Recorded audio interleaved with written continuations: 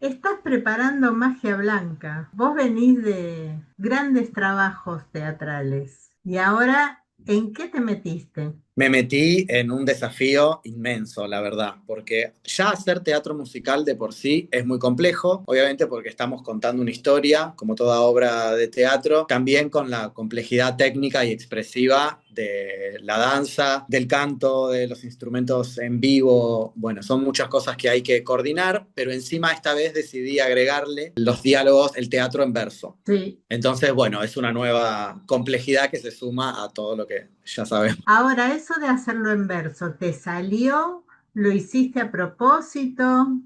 ¿A qué vino? La verdad que siempre me llamó mucho la atención el teatro en verso. Me parece interesante rescatar la cuestión poética dentro del terreno del teatro. Como que siento que en general se ha perdido un poco la poesía. Se suelen buscar, por ahí más dentro del teatro comercial, pero escenografías naturalistas, Ujú. actuaciones realistas, como si de alguna manera el teatro hubiese perdido un poco su esencia y estuviese queriendo imitar al cine. Entonces, a mí me gusta, por el contrario, rescatar la poesía, rescatar un poco lo abstracto y hacer foco en otra cosa que no sea imitar la realidad con exactitud. ¿Y te costó escribir en verso? Sí, claro, sí, es difícil, pero a la vez es muy placentero. Me divierte encontrar la forma de decir lo que quiero decir, mejor dicho, lo que los personajes tienen para decir dentro de la estructura del verso, ¿no? Con un ritmo y con una rima. Y además le metiste la música de Turf.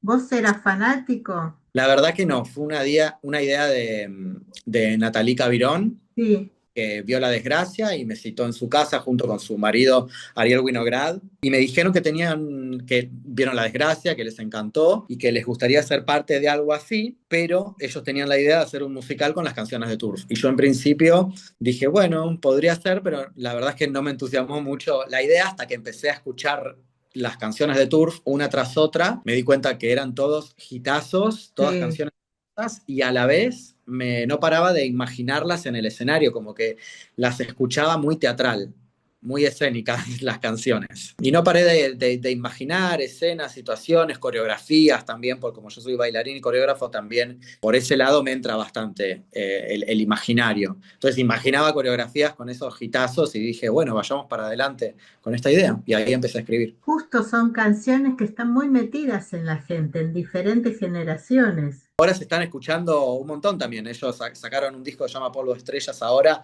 Sí. reeditando un montón de canciones de discos anteriores. La mayoría son todas canciones que están en la obra y con artistas invitados. Y ayer terminé el ensayo, me subí a un Uber y estaba sonando Magia Blanca. Así que está Pero buenísimo. esto de que sea un musical jukebox, ¿le da más dinamismo a la apuesta? No sé si le da más dinamismo. No, creo que la apuesta es independiente. La complejidad del musical Jukebox es que vos, para construir la obra, tenés que hacer encastrar las canciones que son preexistentes con un determinado sentimiento, con una determinada letra, con una dinámica, con un tempo, que sean funcionales a la historia, a lo A que lo está que sucediendo. querés contar. Entonces ahí está la dificultad y el ingenio de quienes la escriban o la articulen para hacer que todo se vea como una unidad. ¿Por qué los 90 y un aborto? Bueno, cuando empecé a pensar en los orígenes de la banda Turf, ahí Ujú. voy a los 90. Hay algo de esa época que me atrae mucho, sobre todo a nivel sociopolítico, de mucha corrupción,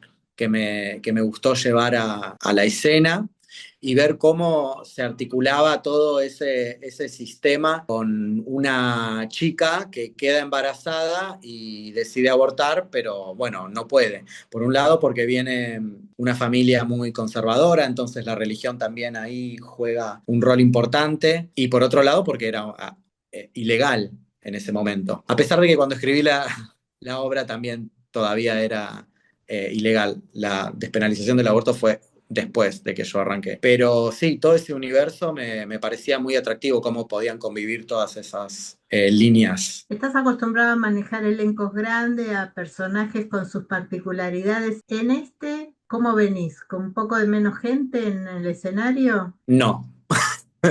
Con la desgracia creo que son la misma cantidad de gente porque tengo dos actores más en escena, pero dos músicos menos. Ok, Entonces es la misma cantidad de gente. lo de Sí, los músicos tiene que ver con el tipo de canciones, de partituras, de instrumentos que sí, hacen falta. sí, claro, sí, para armar un universo rockero, sí. Ahora, ¿cuál es el mensaje de Magia Blanca? La realidad es que yo no creo que el teatro tenga que tener un mensaje.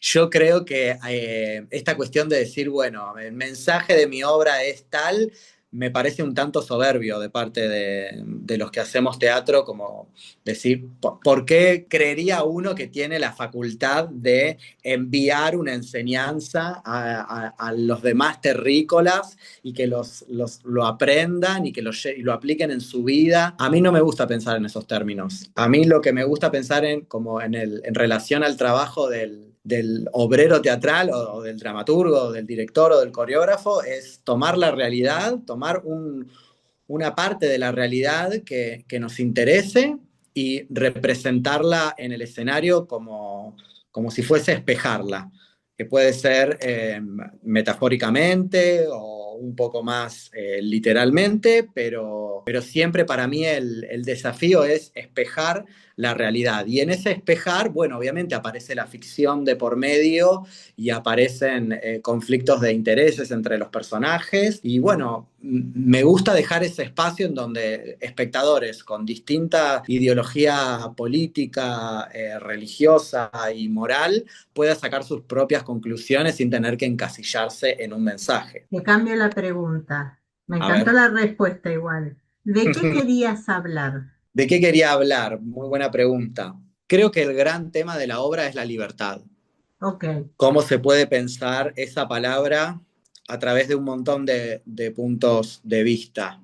La libertad, por ejemplo, concretamente en el relato de lo que estamos contando, la libertad de una mujer para decidir lo que quiere hacer con su futuro, con su cuerpo, con su vientre, independientemente de la discusión de que alguien diga, bueno, pero es otra persona, pero sí juega en esa discusión el concepto de libertad. Básicamente sobre ese concepto me centré para pensar en mi propia libertad, en la libertad que manejamos como país, a qué estamos supeditados, en qué creemos que somos libres pero en realidad no lo somos, o a quién le atribuimos la potestad de darnos o no esa libertad. Bueno, esa cuestión filosófica me interesaba abordarla.